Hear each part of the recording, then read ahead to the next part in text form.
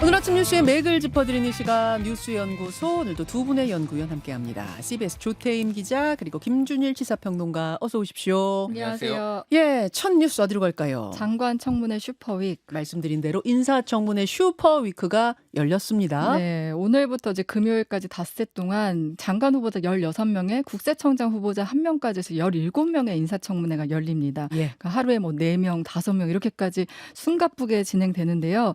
오늘 청문회는 강선우 여가부 장관 후보자를 비롯해 배경훈 과기부 장관 후보자, 전재수 해수부 장관 후보자, 정동영 통일부 장관 후보자 청문회가 열립니다. 민주당은 이제 첫 정부 출범 시기이니만큼 낭만은 없다. 전원 생환 목표로 전방위 방어에 들어가고 있지만 지금 강선우 여가부 장관 후보자나 이진수 교육부 장관 후보자를 놓고서는 야당의 공세가 거세게 일고 있습니다. 우선 이제 최근 들어서 강 후보자에 대한 공세가 집중되는 모습인데 예. 우선 갑질 논란 관련해서는 강 후보자가 보좌진에 자택 쓰레기를 버리라고 하고 변기 수리를 시켰다. 또 강 후보자가 5년간 국회 보좌진을 46번 교체했다는 의혹이거든요. 강 후보자는 이에 대해서 그러니까 보통 21대에서 22대 국회가 바뀌면 임기 만료로 자동으로 면직 처리된다는 점이나 직급이 변동되면 사직 처리 후에 다시 임용하는 부분이 있다. 그 부분 등을 제외하면 실제 면직은 28명이다. 그거는 이제 일반 의원실 수준이랑 비슷하다. 이렇게 주장을 하고 있고요. 그리고 가사 도우미가 있었기 때문에 보좌진에 가사 일을 시킬 이유가 없다는 점을 강조하고 있습니다. 그런데 그 가사 도우미가 있었다라고 했던 부분이 또 거짓 해명이다, 이런 이야기가 나오고 있는데, 그 다음은 지금 어떤 게 맞는 건지 취재가 안 됐습니까? 그 부분에 대해서는 오늘 이제 인사청문회에서 좀 더 예. 추궁이 일어날 것으로 보이고요. 그리고 26명 면직이 맞는지 28명 면직이 맞는지 이것도 차이가 굉장히 크잖아요. 이 부분도 그럼 오늘 밝혀야 되는 건가요? 그렇습니다. 예. 그런데 이제 지금 앞서 말씀하신 것처럼 오늘 이제 증인으로는 그 해당 보좌관들이 출석하진 않아요. 그래서 이 부분에 대해서 얼마나 이렇게 밝힐 수 있을지는 좀 봐야 될 것 같고요. 근데 그 보좌관들은 이미 기자들에게 자신의 목소리로 이 내용들을 다 증언한 사람들이잖아요.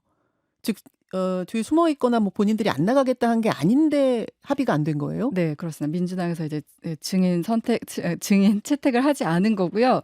그리고 지금 또 그 민주당에서, 그러니까 강선우 의원실에서 이 문제 보좌진들에 대해서 어떤 입장이냐면은 이 보좌진들이 과거에 이제 의원실을 있을 때 내부 갈등을 일으켰고 근태 문제가 있었다는 점을 좀 강조를 하고 있어요. 그래서 이 보좌관들이 문제가 있었다는 점을 이제 어필을 하면서 법적 조치를 하겠다는 입장이고요. 그 두 명의 보좌관에 대해 법적 조치를 하겠다? 네네, 그런 입장인 것으로 전해지고 있습니다. 그럼 그 법적 조치를 하면 명예훼손 뭐 이런 명예훼손 건가요? 부분이겠죠. 네. 그리고 국민의힘은 이 부분에 대해서 명백한 2차 가해다 이렇게 비판을 하고 있습니다.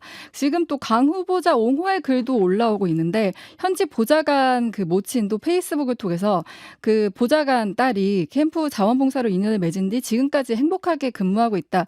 강 후보자는 함부로 사람을 대하지 않는 사람이라고 최근에 의혹에 대해서 반박을 하고 있습니다. 현직 보좌관의 어머니가 네네. 그렇게 글을 썼다는 네, 거죠. 그러니까 기존의 또 입장과는 좀 다르죠. 기존의 기류랑 좀 다른 거고요. 예.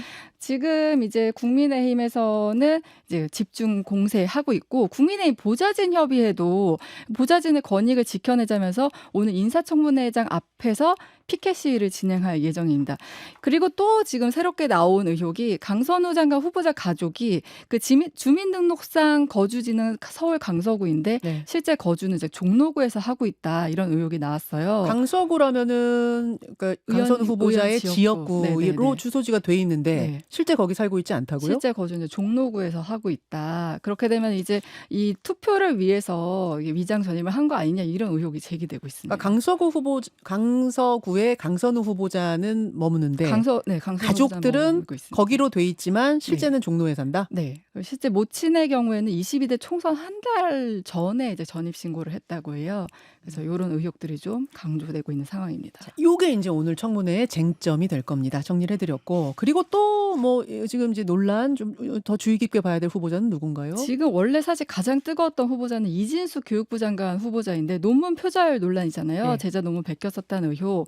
뭐 2018년 다른 학회지 2편 논문 중복 게재했다는 의혹도 있고요. 그 대학원 제자의 박사학위 논문을 그대로 베꼈었다. 그래서 이제 그 사례로 나온 게 제자 논문에는 10m 정도라고 돼 있는데 이게 오타가 나온 거예요. 옮기는 과정에서. 어떡해요? 그래서 한글로 옮기면은 왜 잘못 쓰면 영어로 이렇게 나오는 경우가 있잖아요. 근데 10m 정도의 정이 영어로 MWJD라고 잘못 작성된 게 그대로 옮겨진 거예요. 아, 그럼 옮기다가 오타가 났는데 다시 안 읽어봤다는 걸까요? 그러면은? 그렇죠. 네, 그것도 그렇고 네, 그러니까 제자 논문의 오타가 예를 들면 초래하다가 그 맞춤법이 잘못돼 있는데 그 맞춤법 잘못된 오타까지 그대로 이제 논문에 옮겨왔다. 그래서 이제 제자의 논문을 베껴 쓴 거 아니냐 이런 의혹이 제기되고 있습니다.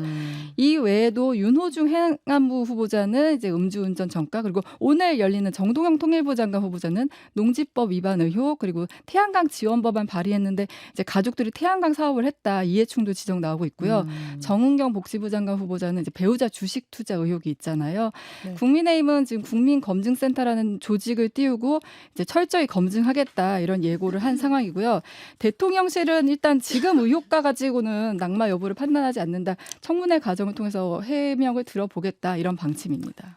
자, 예, 인사청문회 슈퍼위크.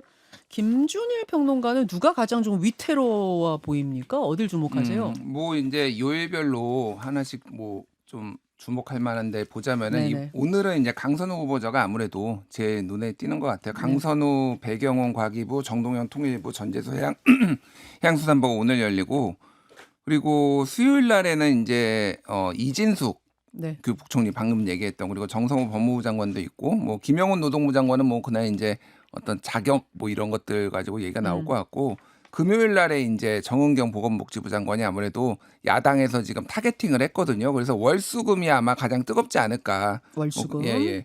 그러니까 민주당 쪽 얘기를 들어보니까 이게 이제 인수위 없이 정권이 출범을 한 것도 영향이 있기는 한데 예전에 문재인 정부 때 이게 검증을 오래 하느라고 띄엄띄엄 하니까 낙마자가 많더라. 아, 청문회, 인사청문회를 띄엄띄엄 하니까? 예, 그래서 한꺼번에 이렇게 몰아가지고 뭐 이거 불가피한 상황이에요. 근데 뭐 이제 어떤 그런 것들이 있었어요. 전략적인 그래서 면도 있는 거예요. 전략적 그러면? 면이 있죠. 그러니까 이게 그래서 한꺼번에 이제 이 정도로 많이 하루에 4-5명씩 하다 보면은 이런 건 처음 본 것 같아요, 진짜. 예, 네. 좀 운이 좋은 분들은 의혹이 있어도 이제 묻어가는 뭐 그런 건데 지금 이재명 정부 들어와서 전체적으로 인사청문회가 아직 좀 더 지켜봐야 되지만은 증인 채택이 잘 안 돼요.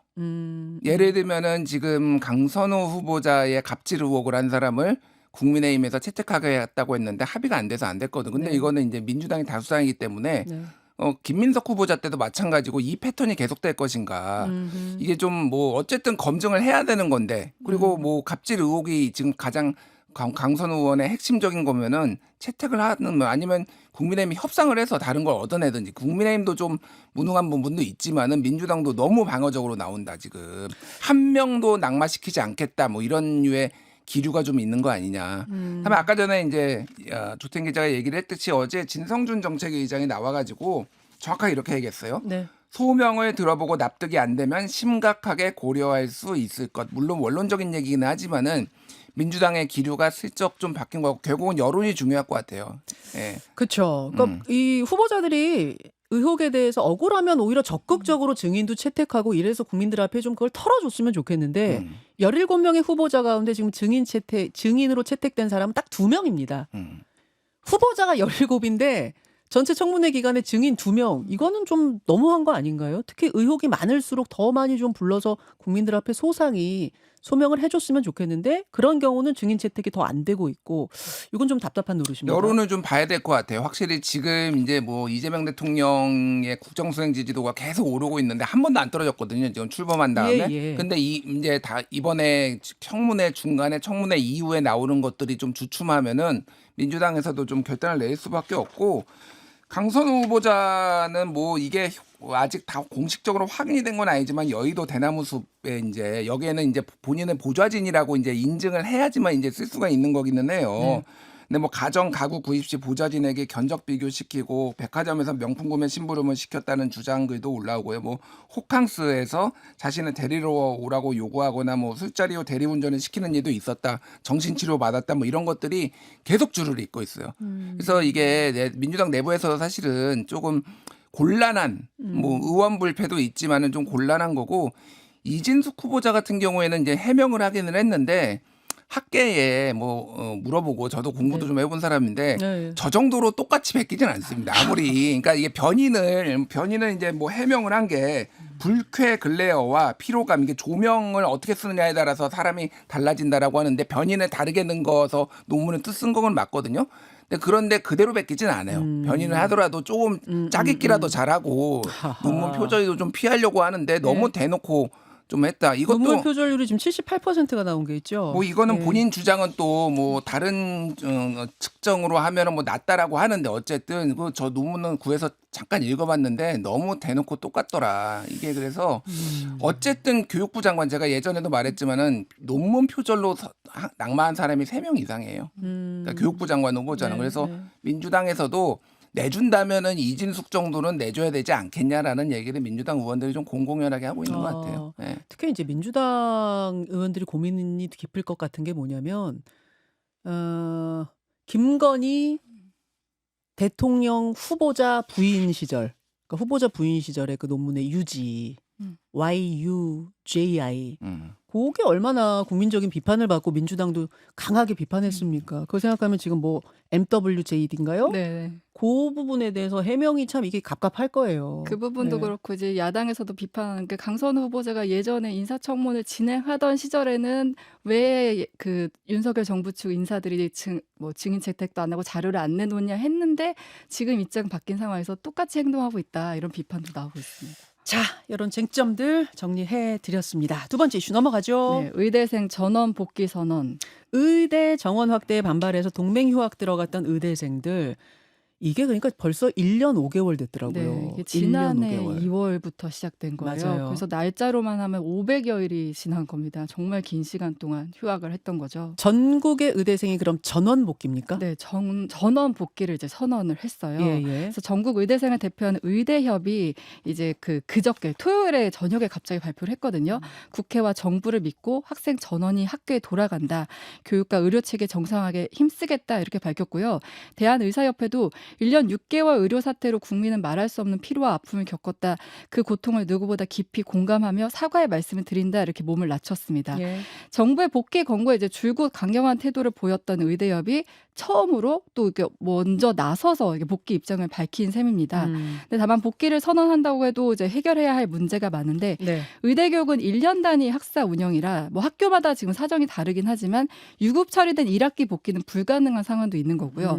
따라서 여름 학기, 뭐 2학기 복귀를 통해서 이 수업 일수를 채워야 하는데 그렇죠. 실질적으로 이 횟수가 안 나옵니다. 그러니까 지금 3학기를 쉰 거잖아요. 네네. 3학기를 쉰 거고 작년에 1학년들하고 올 3월에 입학한 1학년들이 다 1학년 수업을 같이 들어야 되는 이 상황이 지금 딜레마인 거죠. 네, 맞습니다. 이 많은 학생들을 어떻게 지금 지도할 것인가. 게다가 올해는 많이 뽑아서 인원이 종전의 3배인 거거든요. 그러니까 2배가 아니라 3배인 거거든요. 이 문제 어떻게 해결할 건가요? 그 문제들에 대해서 이제 논의를 해야 되는 상황이에요. 그래서 이렇게 복귀 선언을 했지만 실제로 이제 풀어야 할 문제는 앞으로 좀 난관이 만만치 않다. 그래서 교육부도 복귀 자체는 환영하지만 실제 교육 과정에서 대학과 충분한 협의가 필요하다 이렇게 밝혔고요. 의대 학장단 협의체도 교육의 질 저하 없이 새 학기를 시작하겠다 원칙을 밝힌 상태여서 이 부분이 어떻게 조절될지는 좀 봐야 될 것 같아요. 그러니까 이게 다른 수업이 아니라 이게 지금 의사를 길러내는 수업이라. 그렇죠. 인간의 생명을 다루는 그럼요. 수업이라. 3배 늘어났어도 뭐 어떻게 해갖고 그냥 합시다가 아니라 다 실습도 해봐야 되고 이거 1대1로 가르쳐야 되는 것도 많고 팀 수업도 많을 텐데 이거 다 어떻게 해야 될지 그냥 어떻게 1, 2년은 갑시다가 아니에요. 나중에 이 사람들이 다 의사가 돼서 치료를 하고 수술을 해야 되는 건데 이거 참 정책 한번 잘못 발 디딘 것이 여기까지 왔다는 게 참 답답한 노릇입니다. 근데 이렇게 갑자기 입장이 바뀐 과정은 어떻게 됩니까?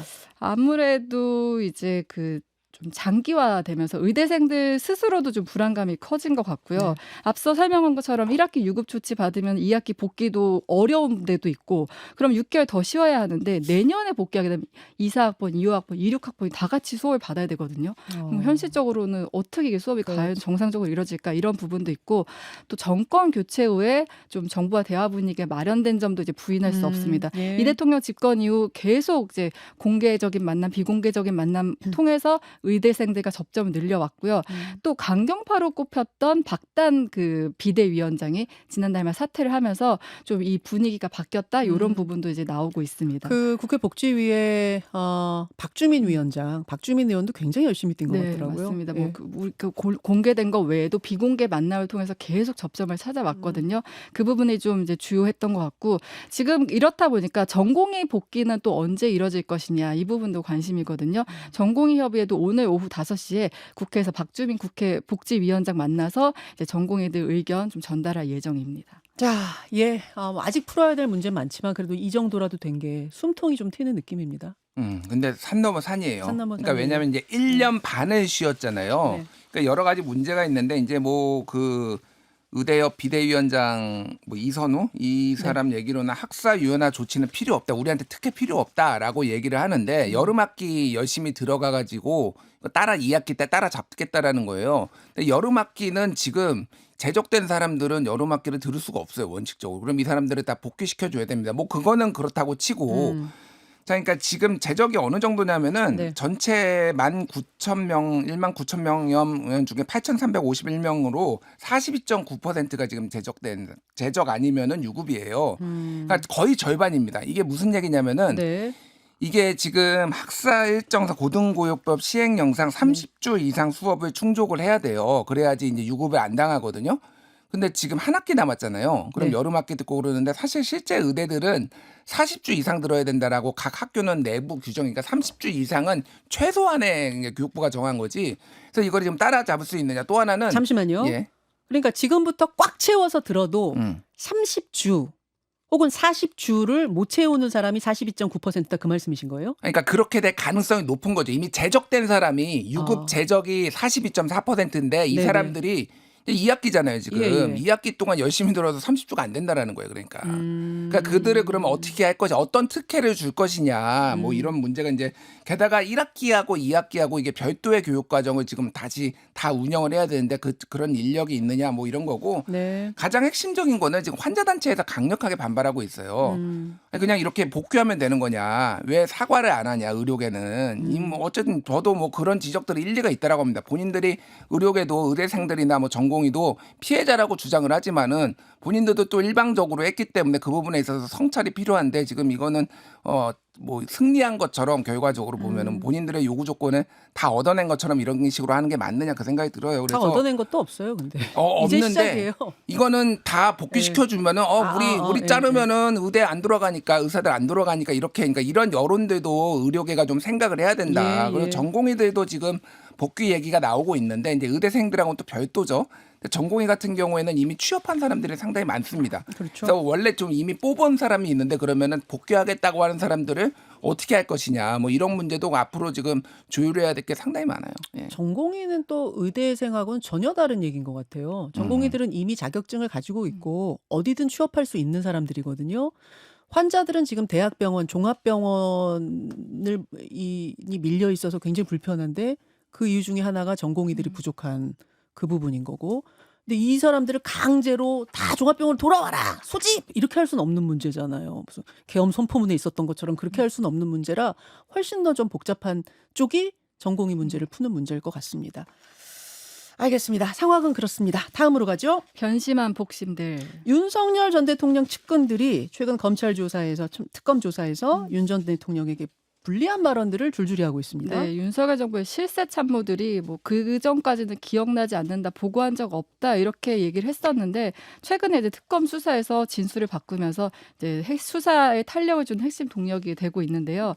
가장 대표적인 인물이 김태효 전 국가안보실 1차장입니다. 네. 윤석열 정부 실세 중 실세, 실세 오브 실세로 꼽혔던 그인데 지난해 국회에서는 최혜병 순직 사건 관련 외압 행사 의혹과 관련해서 VIP 경로가 없었다고 했지만 최근 특검 조사에서는 윤 전 대통령이 경로하는 걸 봤다 이렇게 진술을 바꿨어요. 김태효 국가안보실 1차장, 전 차장.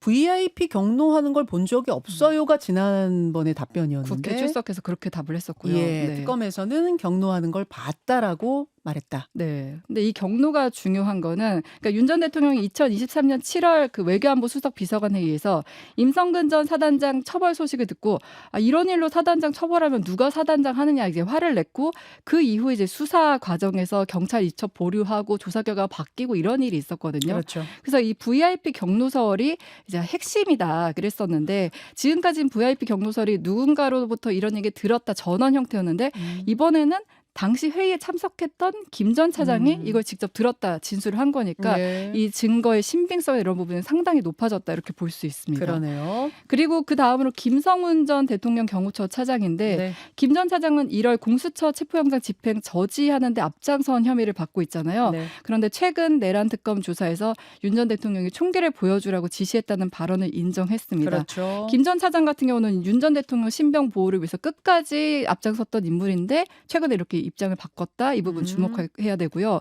그리고 또 짚어볼 사람이 강의구 전 대통령실 부속실장. 강의구. 네, 강 전 실장은 비상겸 사후 문서 작성 폐기와 관련이 있는데 윤 전 대통령 변호인과 함께 조사를 받을 때는 문건을 폐기한 후 윤 전 대통령에 보고했다. 그러니까 자신한테 책임이 있다 이렇게 진술을 했는데 윤 전 대통령 변호인이 없을 때에는 문서 작성과 폐기 모두 윤 전 대통령에 보고했다 이렇게 취지로 진술을 한 겁니다. 김준일 평론가. 예. 그러니까 정권을 함께했던 복심들이 지금 말을 바꾸기 시작한 분위기인 건 확실하죠. 확실하죠. 예, 왜 그렇습니까? 사필 규정이죠. 예. 그러니까 윤석열 대통령이 검사 시절에 사람에게 충성하지 않는다라고 해놓고 본인 배우 와이프한테만 충성을 했는데, 예, 뭐 지금 이게 이념 공동체도 아니고 이익 공동체였는데 다 끝났는데 누가 충성을 하겠습니까? 여인영도 재판에서 울면서 진짜 후회한다. 그러니까 끝났다고 예. 보는 거예요. 그러니까 윤석열 끝났다. 알겠습니다. 지금 구치소에 있는 윤석열 전 대통령 인권 침해를 주장하고 있어가지고요. 운동할 시간을 지금 안 주고 있다. 약을 이거 지금 지급 안 되고 있다 이런 얘기를 하고 있는 상황인데 법무부의 얘기는 또 전혀 다르거든요. 이 얘기는 오늘 2부에 해보겠습니다. 두 분 수고하셨습니다. 감사합니다. 김현정의 뉴스쇼는 시청자 여러분의 참여를 기다립니다. 구독과 좋아요, 댓글 잊지 않으셨죠?